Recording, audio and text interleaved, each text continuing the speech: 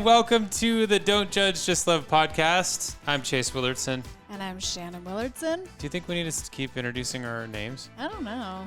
Maybe.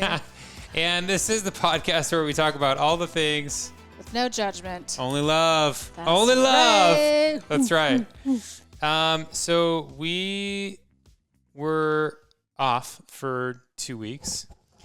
I'm sure y'all noticed because of how highly listened to our podcast is. So we like to make fun of ourselves a lot on here, if you haven't noticed. But we were off on a work trip that I had, and Shannon was able to come with us, or with me, and it was awesome. And that's actually what we're going to talk about today for our podcast topic is we're going to talk a little bit about Europe. We're going to talk about travel. We're going to talk about Europe specifically because the last time that Chase and I were in the EU was... Look at you, EU. Wow. I'm just a really seasoned traveler. What can I say? Oh my gosh. But for realsies, it was 2019. So it was about 4 years ago. And listen, I don't want to be obtuse in saying that. We realize that it is a blessing that we have gotten to go out of the country at all, right? So I don't want to, sound like we'd actually saved for a couple of years to be able to go on that trip in Europe. Our first one, you mean? Well, that one, and then we'd saved again for the trip in 2019 because remember in 2019 we...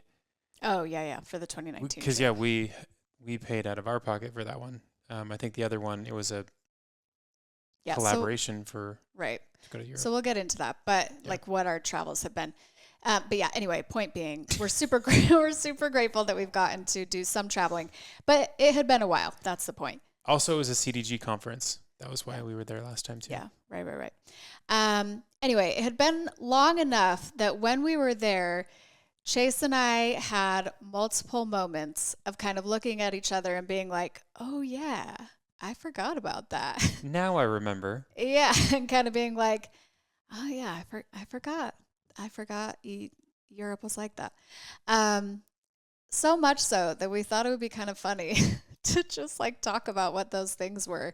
So this episode is really for all of our travel lovers out there. If you've ever been to Europe, hopefully you'll hear this list and it'll give you a little chuckle. If you've never been to Europe, but you know that like it's on your list or traveling is just a thing in your heart, like I personally, I freaking love to travel, and it's something that I could just listen to and hear about. I love hearing about other people's travels, where they want to go, where they've been, all the nuances of the places they've been. I could listen to that all day, every day. Every day. Anyway.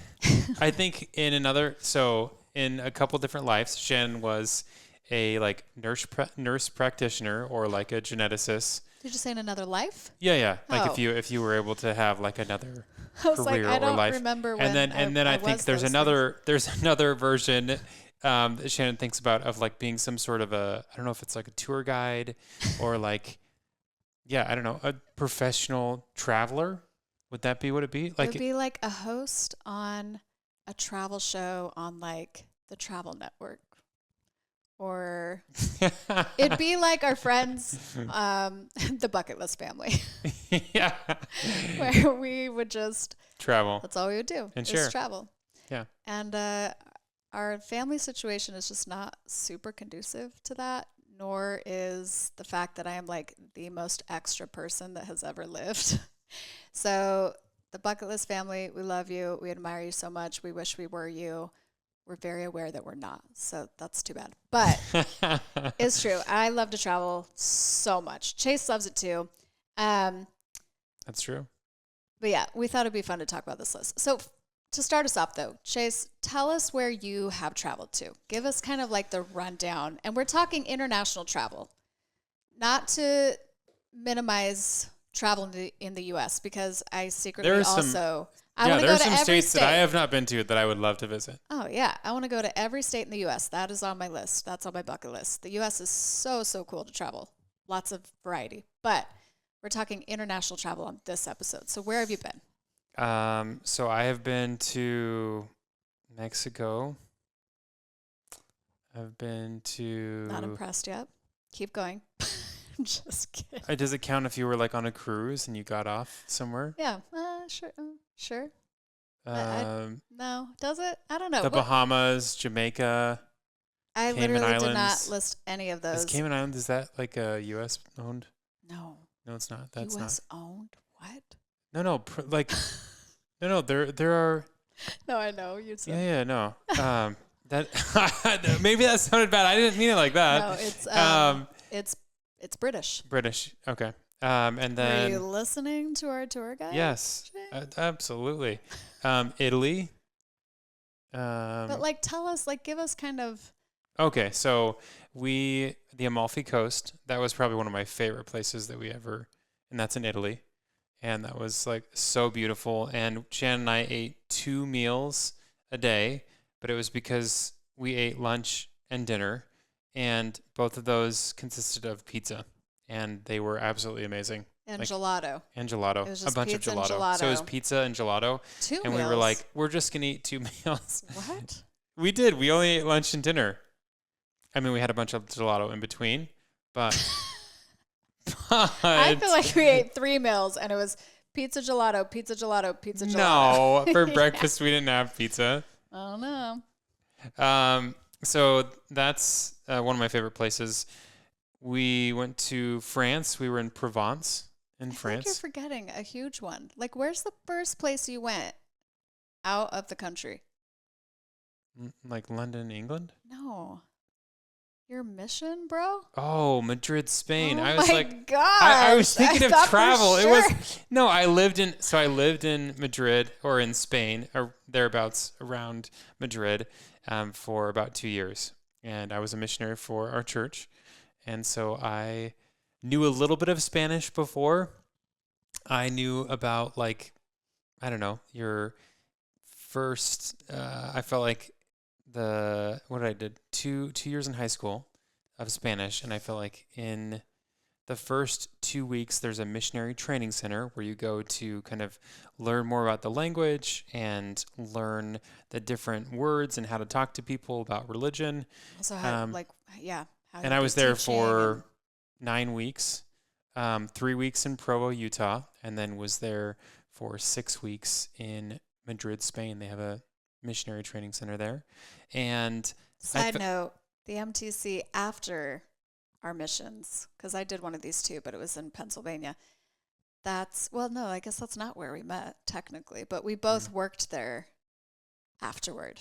So first we attended there being taught, then we worked there teaching other missionaries. And, it was like one of the breeding grounds for our love, I would say. But I loved Spain. I love the people there. They're so awesome and so kind and just amazing people. And I love the way that they speak Spanish. Like when I hear someone... Please demonstrate. I love just the use of the theta, so corazón versus corazón. No one knows we don't know what a theta is. The theta is so it's CICE or a Z in Spanish. Instead of an S sound, right? And so usually, it's like an S sound. No, it's instead of an S sound. Isn't it like basically you're talking with a lisp? Isn't it? So there was a king in I think it was in the 1200s or something. And he had a lisp. Wait, is this for real? Yeah. This is the origin of it? Yes. I did not know that. And so this king had a lisp. It is a lisp. That's legit what it is. That is, I think, where it originated from. Oh and my so gosh, that's hilarious. People, to seem like royalty, they tried to mimic the way that the king was speaking. So, okay, say something. I just said corazón. That's one word. Versus Give us a full sentence. Civilización. That would be civilization in Spanish. Sentence. A sentence. Say, I can't wait for my Chick-fil-A to get here. Wait, does that have S's in it? I can't wait to have Chick-fil-A. Estamos muy animados para recibir nuestro Chick-fil-A. Wow. Va a ser muy bueno. Were you using the theta then? No, I didn't. Yeah. But I'm just saying, like, I just was saying something in Spanish. It's like hard to think, like. But is that how you would have said it in Madrid on your mission? Like that? Yeah. Oh, so when does the theta? Because I didn't hear a lisp in that. What? I didn't hear a lisp. I know, because there weren't like a C or a CI or a CE. Okay, you only do it. You don't like talk with a lisp all the time. It was just in those instances. Speaking of which, I think our Chick-fil-A just got here. But that's where I gave the example of civilización. Civilización is civilization. I don't hear a lisp in that. I know, and that's just how you would say it in Spanish without the lisp. No, and then civilización. And that was like not the best example because I've been removed from Spain for multiple years. Wow. But thank you, Shannon, for giving us a little bit of a Spanish lesson. But no, so I lived in Spain. Really took loved a boring tangent. We also love. I loved with Shannon going to London. That's probably our favorite place. Our favorite place. To travel to. It is just like the I history. Want to believe so badly that we have any international listeners of our podcast. I really doubt we do. But if you want to be friends and you want us to visit you in London, you happen to live in the EU or in the Great Brits. We love you and we want to be friends with you. Okay. Yeah, we do. We love London so Sorry, much. That was like a super long tangent and I took way too long. No, now let's hear your places. I really enjoyed that. Okay. So my very first time out of, overseas, I'll say, which means, because I can't remember. I am not counting any like cruise things. Because I will say this, and I wish that we could actually like, this could be more of a dialogue on the podcast. I struggle with that aspect of it. But yeah, I feel like there is a difference, and I want to know who agrees. I feel like there is a difference between travel and vacation. That's a good point. I do feel like that. Like to me, travel is like, this isn't my goal here isn't necessarily to like relax and chill. My goal is to like see things and be somewhere that I find super fascinating and interesting that I've never, maybe you have been, it doesn't matter. But I just like, I want to experience the place and like see the things. And like, whereas I feel like a vacation is more like I'm on a beach, I'm chilling, I'm like, like different purposes in my mind. And not to say that you can't see things on a vacation, like more of a vacation destination, but they're kind of different in my mind. Anyway, so my first time, my points. This is, you can tell, we're getting back into the swing of it. We're so good at this. This is a very good, we're so good at fun, this. Live episode. Oh my gosh. No, my point in saying that was I am not including really those types of places so much, like cruise destinations and crap like that. We want to take a second and talk about Family Made, the network. It's the network that makes this podcast and so many others happen. Yes, I'm sure y'all have heard of Shawn Johnson, the incredible former Olympic gold medalist, someone I have admired for many years, by the way, and her husband, Andrew East. But what you may not know about them is that they actually started Family Made as a way to get you excited about family life and connect you with resources that support you along your journey. And if you're loving our show, which we hope you are, you need to check out the other shows Family Made Media has on their website. There's shows that touch on just about everything a relationship or family could go through, so you'll find shows that you can relate to. For sure. I could not agree more, Chase. Head over to familymade.com to check out the list. There's shows about literally everything, y'all. Adoption, raising large families, marriage struggles, addiction, special needs, hot topics, family values, inspiring stories, and so much more. There really is something for everyone, so go check out familymade.com to learn more. It's such a good resource no matter what season of family life you're in. My first time overseas was a study abroad in London. That would have been fun. I genuinely don't feel like I am exaggerating when I say it like kind of changed my life. And my cute mom, like I can't even talk about this without mentioning this part because my mom got married at 19. She was 19 years old. And my whole life growing up, what I remember my mom saying, well, okay, so she got married at 19 and then she just started having babies. Mm-hmm. There's 7 kids in my family. And my There's 7? Just kidding. Surprise. Wow. Can't believe you didn't know that, Chase. You knew that. Anyway, they just started cranking out babies. And so while my mom wouldn't have it any other way, and she was always she always stressed that fact, I do feel like she kind of had these dichotomous, almost conflicting feelings, because on the other hand, she would always say, I had to marry your dad because I loved him and I knew he was the one for me. I just wish I could have met him like 4 years later than I did. She would always say that because there was just a lot of things that she didn't get the chance to do in that season of her life because she got married so young and started having kids. So she was very, like a huge proponent growing up of her kids really like getting out there and living life and doing things. That being said, we didn't grow up with money. Like we just didn't have a lot of extra or any extra money. I mean, you can imagine 7 kids. It just wasn't there.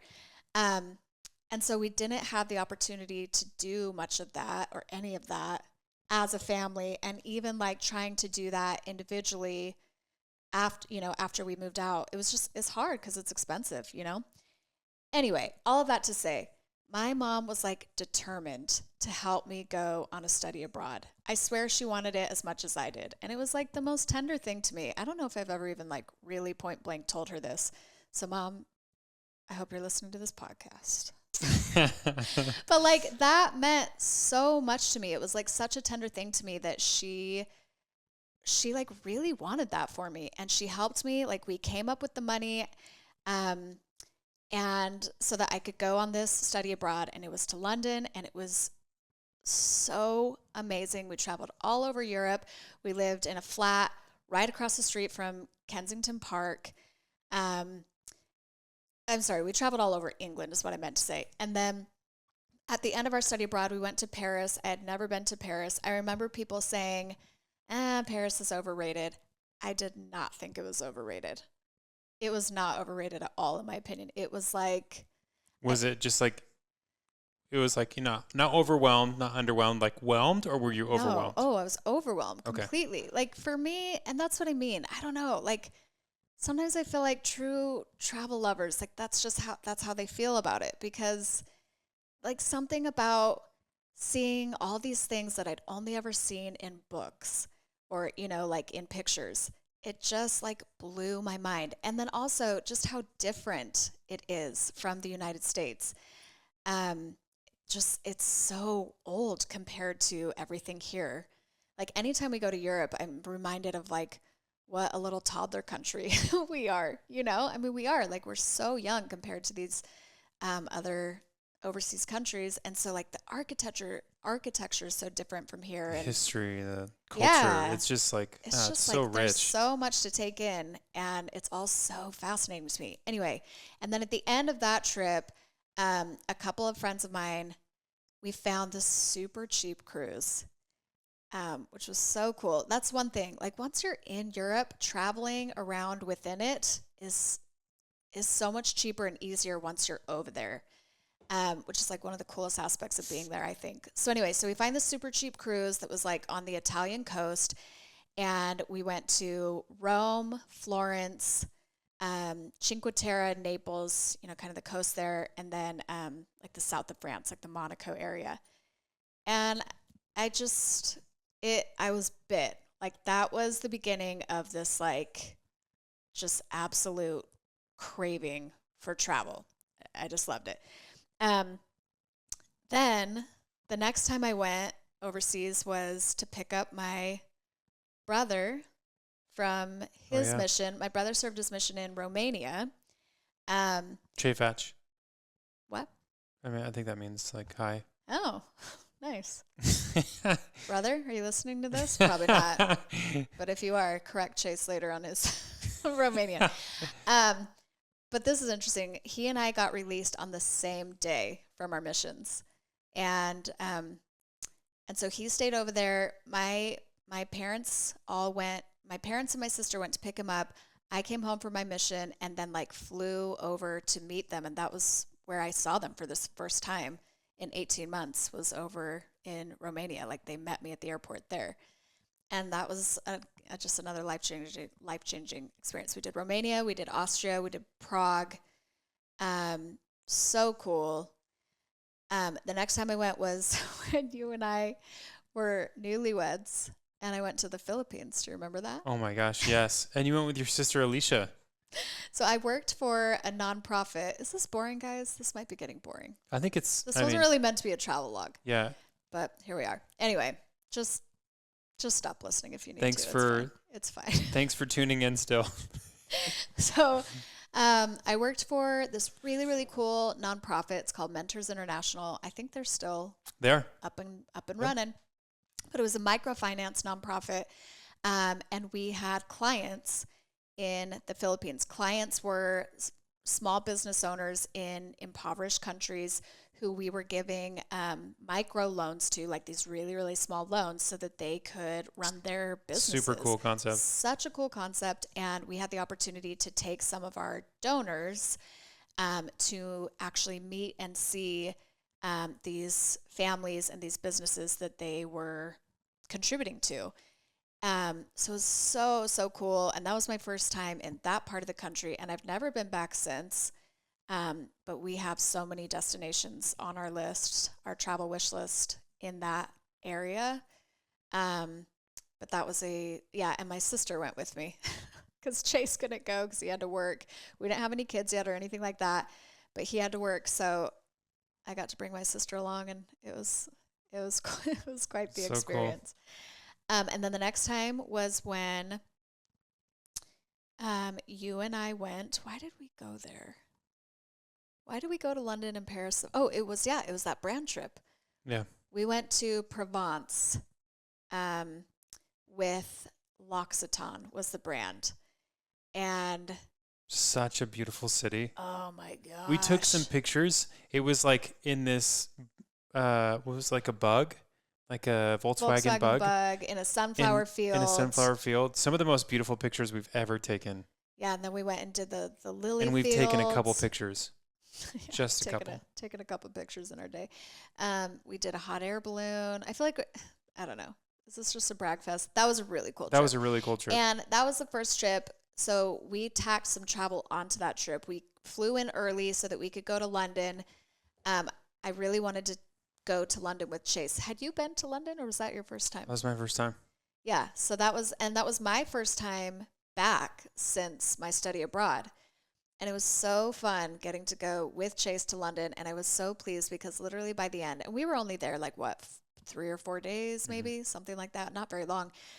But Chase was literally like looking up real estate in London. Like, how can we live here? Like, even just for a little bit, like, how could we live for a year or two in London? And I'm like, yeah, hell yeah. Like, look it up, like that became a secret little dream of ours because we just loved London. Love it.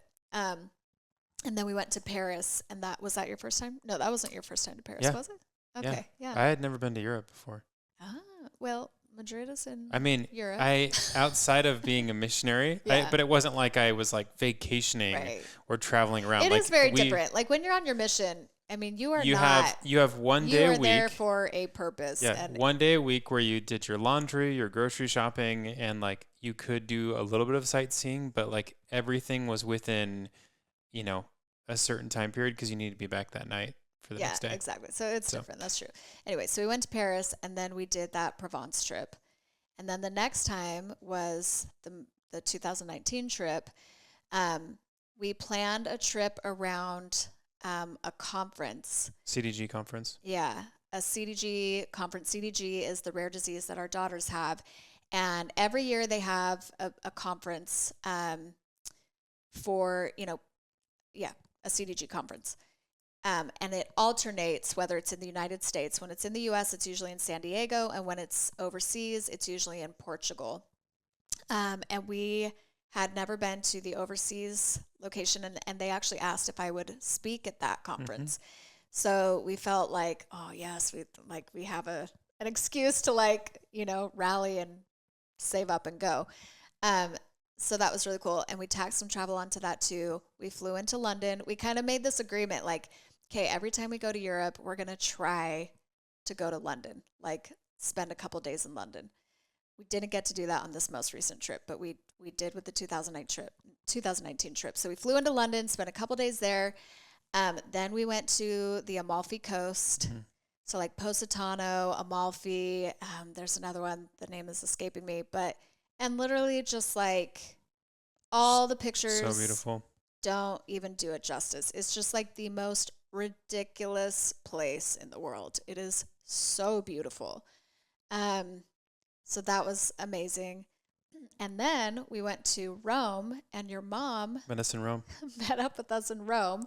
Stacy Chase's mom is one of our favorite travel buddies. She met up with us in Rome, and we did all of the touristy Rome stuff. And then we went to Portugal, to Lisbon, to the CDG conference. And we'd never been to Portugal. Portugal was super cool. We tried to see as much as we could while we were there. We didn't see a ton in Portugal because we were mainly there for the conference. I think we got there like the night before. Yeah. And so, but it was a beautiful place. Food was really good. But we stayed but I feel like we saw enough to like feel like I've been to Portugal, and it was awesome. Like we did that tour of that castle. We stayed in really cool hotels that were in like good locations where it was easy to kind of like walk around the city and stuff like that. I loved Portugal. I loved Lisbon. It was really cool. Anyway, and then we hadn't been back because, a lot of things, kids and COVID. And, just everything. So it was really, really cool to get to go on this trip. And I don't even know if we mentioned where we went. So this trip we went to Switzerland and Milan, Italy.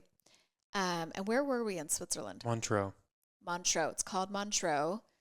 Tell us about Montreux, Chase.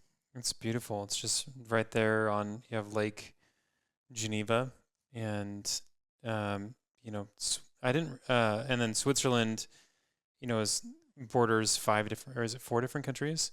But like France is right there, and so we went to Gruyere, where they make just some amazing cheese, and we had some cheese fondue. Oh my gosh! And then I think also cheese. And then Cahiers, yeah, is like the chocolate factory, where they make chocolate. Okay, and this is a good segue into things about Europe that we forgot, because some of those are on my list. But also, this is already 30 minutes long, this episode. Should we make our list a separate episode? Do you like how we're discussing this and figuring out? Is this part one? Yeah, this might be part one, because let's be honest, I think maybe everyone already stopped listening. But yeah, let's do a part two, and we'll share the things about the EU that we forgot. But I guess the point of this episode was to reminisce and to say the world is beautiful. The world is a beautiful place. And for all of our travel bugs out there, we feel you, man. Because I will say, like, that trip that we just took, I feel like it kind of reignited the passion. And now I'm like, okay. You could definitely see it and hear it in her voice. How excited she is. We came off that trip, and I was like, Chase, we need to take an international trip every summer. Like, we'll save, we'll work really hard, we'll find a way. I want to go on an international trip out of the country every summer. Another part, maybe this will be like part 3, is we thought it might be valuable to share how we do that with our family, like how we make that work. Because that is a question we get a lot of when we do these big trips, which again, we haven't done one for a long time. But even when we did the 2019 trip, all of our kids were born. Ava was a year old. Mm-hmm. So we have found ways to make it work. And in case it can be helpful to anyone, we thought we'd share how we do that, how we make it work.